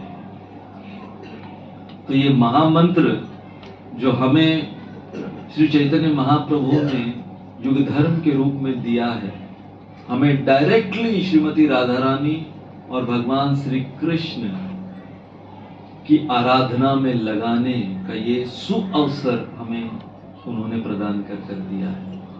इसलिए बहुत कुछ कह सकते हैं, परंतु मैं यही कहना चाहूंगा, जैसे मैं सुबह कह रहा था कि क्या हमारा सौभाग्य है ये हमें भी नहीं पता कि हम इसको कहते हैं कि अनजाने में अकस्मात हम ऐसी गुरु परंपरा से, ऐसे युग धर्म, ऐसे युग अवतार से जुड़ गए हैं कि जैसे होता है ना कि कोई भूला भटका अचानक कोई चलती हुई ट्रेन है घुस जाता है उस ट्रेन, और फिर ट्रेन में घुसने के बाद उसे पता चलता है अरे ये ट्रेन तो मेरे घर ही मुझे ले जा रही। तो हम लोग भी पता नहीं था, हम लोग ऐसे ही घूमते फिरते चलो देखते हैं ये हरे कृष्णा के लोग क्या करते हैं, क्या इन लोगों के कार्यक्रम होते हैं। हाँ, हम लोग कई बार ऐसे ही आ जाते हैं ना, किसी ने बुलाया अरे चले जाते हैं, उसने बुलाया है तो जाना पड़ेगा ना। फिर बाद में आने के बाद में हम देखते हैं कि अरे यहाँ पर तो अच्छा लग रहा है, ये इन लोगों का कीर्तन अच्छा है, ये अलग ही हट के कुछ, इनका सब कुछ अलग होता है। तो मैं आपको बताऊं कि जब हम नए नए जुड़ते हैं ना, तो बहुत सारी चीजें हमको बहुत लुभावनी लगती है, लेकिन ये जो साधना भक्ति की जो पद्धति है वो हमारे अंदर के अनर्थों को जब बाहर निकालती है। मुझे याद है कि जब मैं पहली दफा, मेरे जो बड़े भाई हैं वो मुझे राधा गोपीनाथ मंदिर ले गए, स्वरूप दामोदर प्रभु। तो वो पहले राधा गोपीनाथ मंदिर से जुड़े। मैं उस समय दिल्ली में पोस्टेड था, तो मैं जब आया करता था छुट्टियों पर, बंबई आया करता था, तो वो हम लोग, हमारा प्रोग्राम पहले, इस्कॉन से पहले का हमारा प्रोग्राम क्या हुआ करता था कि मैं छुट्टी पे आता था तो मैं और मेरे भाई हम लोग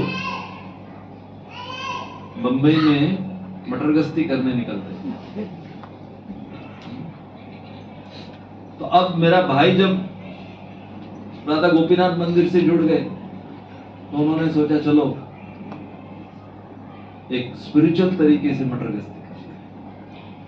तो मुझे ले गए राधा गोपीनाथ मंदिर ले गए और फिर जुहू के गोविंदास रेस्टोरेंट में ले गए। तो मुझे समझ में आ गया कि ये कुछ तो अलग कर रहा है ये।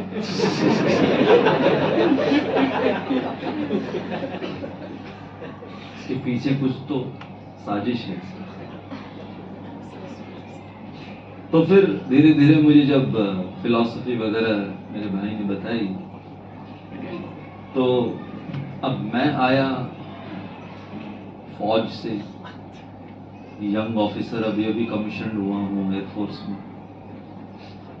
तो फिर उसने मुझे माला दी कि तुम ये ना माला शुरू कर। तो मैंने कहा क्या है ये? मुझे बताया कि ये कोई ऐसे माला होती है, ये एक राउंड, तो एक राउंड। तो अब मैं, मेरे फौजी का अभिमान था, मैंने कहा एक राउंड से? तो मैंने पूछा कि तुम कितना राउंड करते हो? मैं तो 16 करता हूँ। अच्छा तुम 16 करते हो, मुझे एक राउंड से? थोड़ा ठेस पहुंची मुझे। और आपको ये भी पता नहीं है कि डिफेंस में हम लोगों का जब फायरिंग ट्रेनिंग हो रही थी, फायर आर्म्स की ट्रेनिंग हो रही थी, तो उसको भी राउंड्स बोलते हैं। जो बुलेट्स होते हैं ना, उसको राउंड्स बोलते हैं। तो मैं अभी फायर आर्म्स की ट्रेनिंग कर आया था, तो मैंने कहा अरे इतने सारे राउंड्स मैंने वहां पे फायर किए और तू मुझे एक ही राउंड बोल, एक ही राउंड कर। तो मेरा भाई जानता था, उसने कहा तू करके दे, बाद में बात कर, शुरू तो कर। तो जब मुझे बताया गया कि वो एक बीड के ऊपर पूरा महामंत्र आपको पहले बोलना है, फिर जाके दूसरे बीड पर जाना है, फिर तीसरे बीड पर जाना है। हमारे एक वरिष्ठ ब्रह्मचारी हैं राधा गोपीनाथ मंदिर के, तो उन्होंने वो उनकी जो माँ है, उनकी माँ को कृष्णा कॉन्शियसनेस के विषय में बताया, और कृष्णा कॉन्शियसनेस के विषय में उन्होंने कहा कि आप ट्राई करो, माला करने की ट्राई करो। तो उन्होंने कहा कि अरे भाई मैं तो अभी इतने बुजुर्ग अवस्था में हूं, तो क्यों नहीं, कितना करना? उन्होंने कहा कि 16 माला से शुरू करो।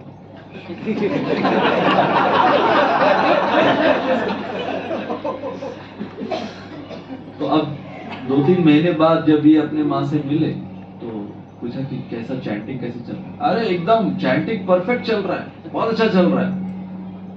तो इन्होंने पूछा कि कितने माला करते हो? अरे 40 माला हो जाती।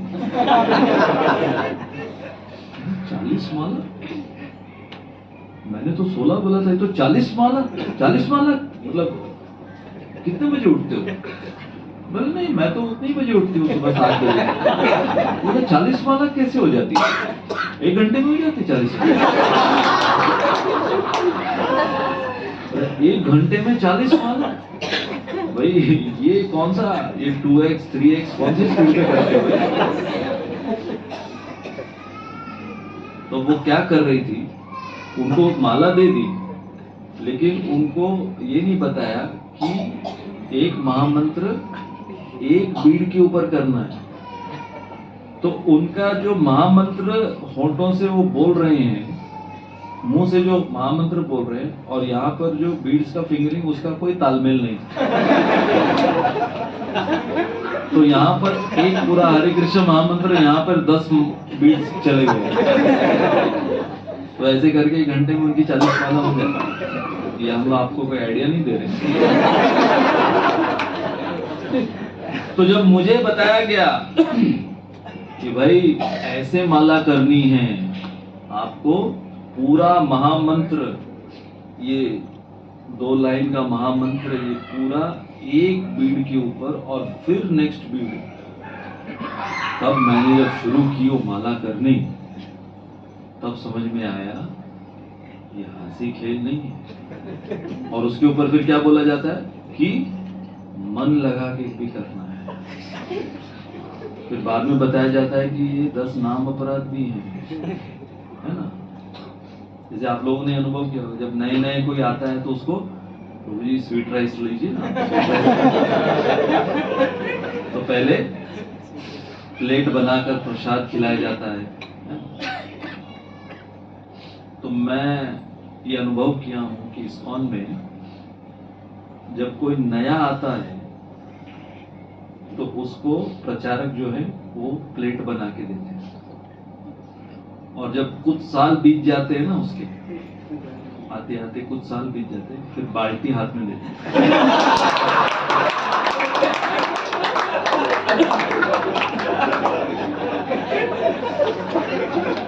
कौन सी बाल्टी? खिचड़ी की बाल्टी। ले अब बांटो। तो पहले प्लेट, बाद में बाल्टी। तो अब देखिए, हम लोग इस कलयुग में हमारी कलयुगी बुद्धि मन के साथ, हमारी कलयुगी इंद्रियों के साथ अपनी साधना कर रहे हैं, लेकिन क्या दिया गया हमको? बोलो के प्रेम धन हरिनाम संकीर्तन, वो दिया गया। तो मेरा अनुभव ये था इनिशियली कि जब मैं वो माला शुरू किया करना, तो बार बार देखता था, अरे ये 108 ही है क्या? एक बार लगता है 1008 तो नहीं है।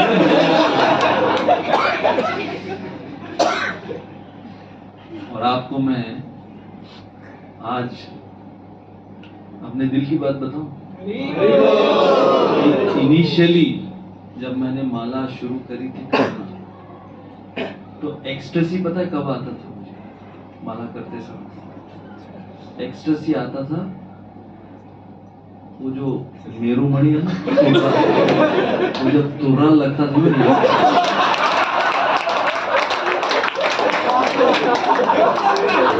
आप लोगों की हंसी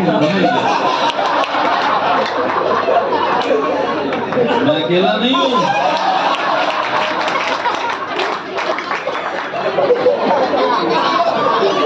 तो वो माला घुमाते घुमाते, और इसलिए हमारे इस्कॉन की जो मालाएं होती हैं उनके तुर्रे बहुत बड़े होते हैं कि वो जल्दी से यहाँ पर, जब यहाँ पर उसका स्पर्श लगना शुरू होता है, हाय हाय हाय,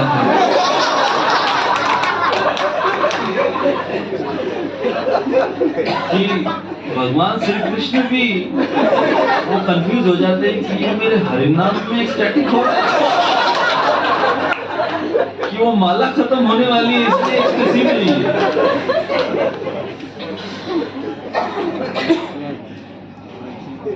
इसलिए हमारे एक भक्त कह रहे थे कि गोलोक वृंदावन में आप कैसे पहचानेंगे कि ये इस्कॉन से आया?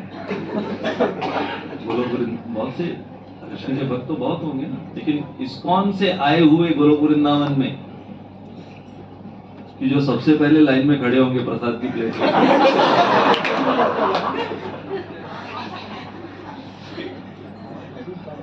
खैर,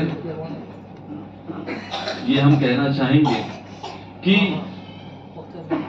लड़खड़ाते हुए, गिरते उठते हुए हम लोग जो भक्ति में लगे हुए हैं,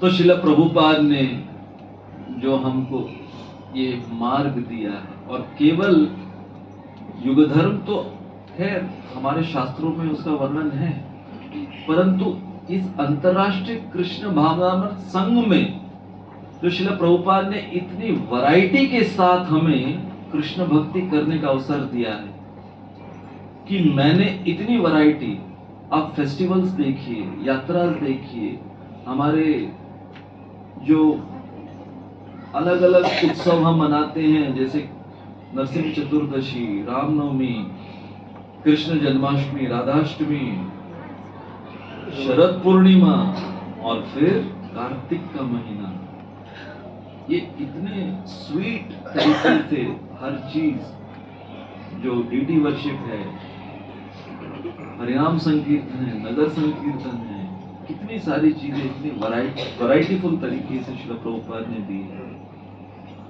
यदि ये सब के संपर्क में आने के बावजूद भी यदि हम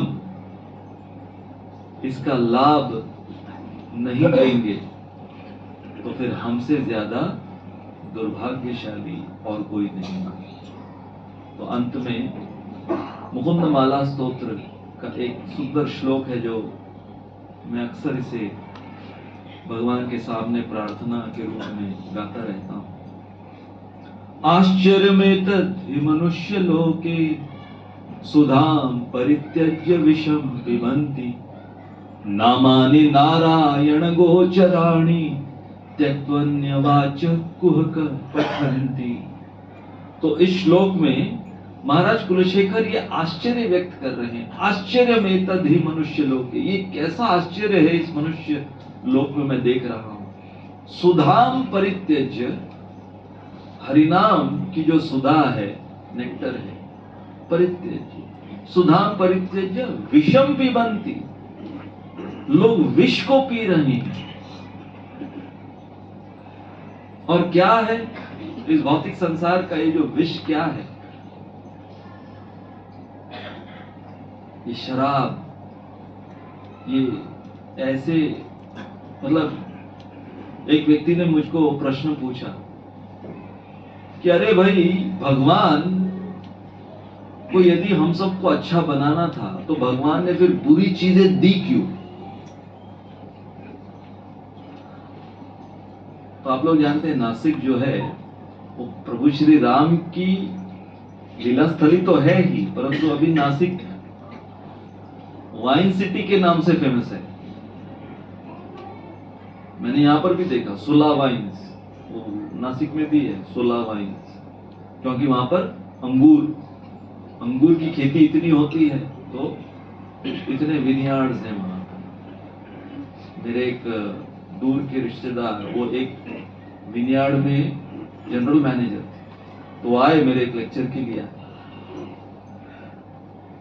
बहुत मेरे ताऊजी है एक्चुअली, मेरे पिताजी के बड़े थे, तो वो अपने आप को इंट्रोड्यूस किए। आई एम, वो सेमिनार देते थे वाइन के ऊपर, वाइन कल्चर के ऊपर सेमिनार देते। तो फिर मैंने उनका इंट्रोडक्शन किया, he is my uncle who speaks about wine, whereas I speak about divine. तो जब इस व्यक्ति ने मुझे प्रश्न पूछा कि भगवान ने फिर बुरी चीजें बनाई क्यों हमारे लिए, मैंने कहा भगवान ने बुरी चीजें नहीं बनाई। जैसे कि यहाँ नासिक में प्रकृति ने अंगूर दिए आपको, आपने उस अंगूर का क्या किया?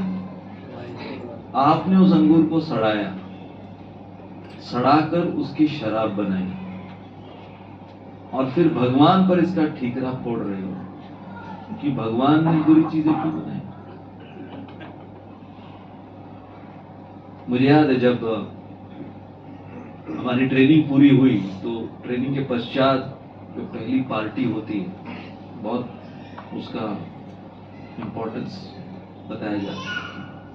अब कमीशन हो गए हैं सब लोग, नए यंग ऑफिसर्स हैं, सारे pilot officers, passing out parade हुई है, उसके बाद फिर जलसा, जश्न मनाए।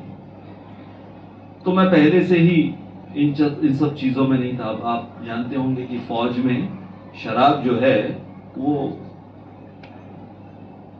पानी की तरह वहां पर मिलती है। तो अब ये पार्टी, इस पार्टी में सब लोग अपनी अपनी शराब की बोतलें, और अभी मैं जब उसके विषय में सोचता हूं तो बहुत अचरज मुझको होता है कि बहुत एक फेमस ब्रांड एयरफोर्स में शराब का, उसका नाम था ओल्ड मॉन्क।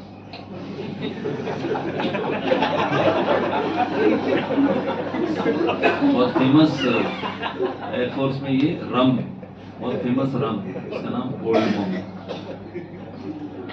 तो मैं पहले से ही कभी इन सब चीजों में नहीं था, ये नहीं पता था कि giving up old monk I will become a monk.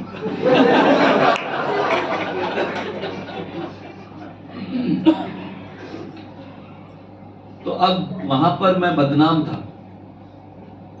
किस चीज के लिए बदनाम था कि अरे ये घास फूस खाता है, ये कुछ पीता भी नहीं है। तो देखिए भारत में ये कैसी विडंबना है, जब रिश्ता देखने जाते हैं ना कोई, तो क्या पूछते हैं, अरे खाते पीते घर का होना चाहिए ना, ऐसे पूछते ना, लड़का खाते पीते घर का है ना, हाँ खाते पीते घर, पीता खाता नहीं होना चाहिए।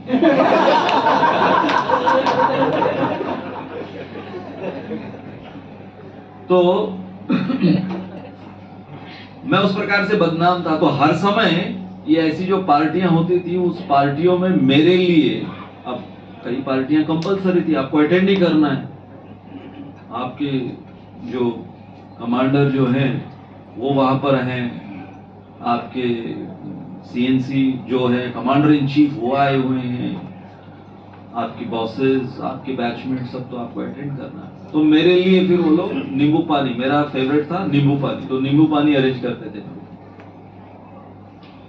तो हर समय उनको तकलीफ होती थी क्योंकि अलग से जाकर मेरे लिए बनवाना पड़ता था, क्योंकि सबके हाथ में ड्रिंक होना चाहिए। उनके हाथ में अगर ओल्ड मॉन्क वो है तो मेरे हाथ में कुछ तो होना चाहिए। तो ये मुझे याद है कि हमारी जो फर्स्ट पार्टी थी कमिश्निंग के बाद, तो उसमें अब सब यंग ऑफिसर्स और सबके हाथ में जाम, क्या कहते हैं वो लोग, जाम छलकाते हुए। तो अब होता क्या है कि एक पैक, दो पैक, उसके बाद फिर वो सभी लोग संगीतकार बन जाते हैं, सभी लोग गीतकार बन जाते हैं, चाहे किसको गाना आए नहीं आए, लेकिन सभी लोग बहुत बड़े कलाकार बन जाते हैं। तो फिर 2-3 पैग उन्होंने चढ़ाने के पश्चात वो सब अपने अपने जाम दिखाते हुए गाने लगे।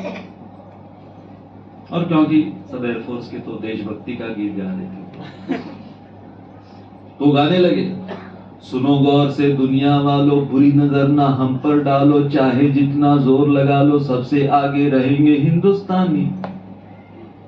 ऐसे अपने जाम छलकाते हुए सब लोग ये गीत गा रहे हैं। और अब उनमें से कई जो हैं वो मुझे चिढ़ाते हुए ये गीत बार बार गा रहे थे, सुनो गौर से दुनिया वालों, बुरी नजर ना हम पर डालो, चाहे जितना जोर लगा लो, सबसे आगे रहेंगे हिंदुस्तानी। ऐसे क्लास बजाया। तो मैंने कहा ठीक है, मैं भी गाता हूं। तो मैंने अपना भी ग्लास उठाया और मैंने भी गाया, सुनो ओ दारू पीने वालों, बुरी नजर ना मुझ पर डालो, चाहे जितना जोर लगा लो, सबसे आगे रहेगा नींबू पानी।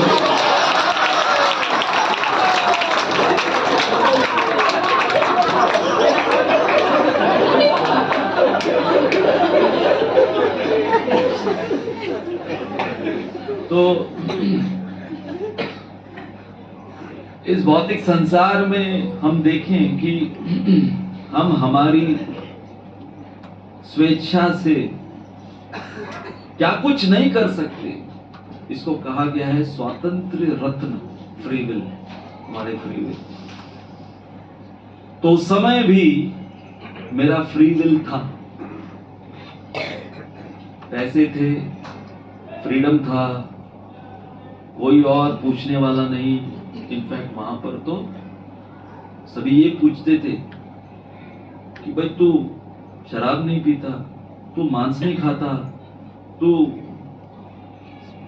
लौंडियाबाजी नहीं करता। तो एक ने तो कहा तो फिर तू जी क्यों रहा है?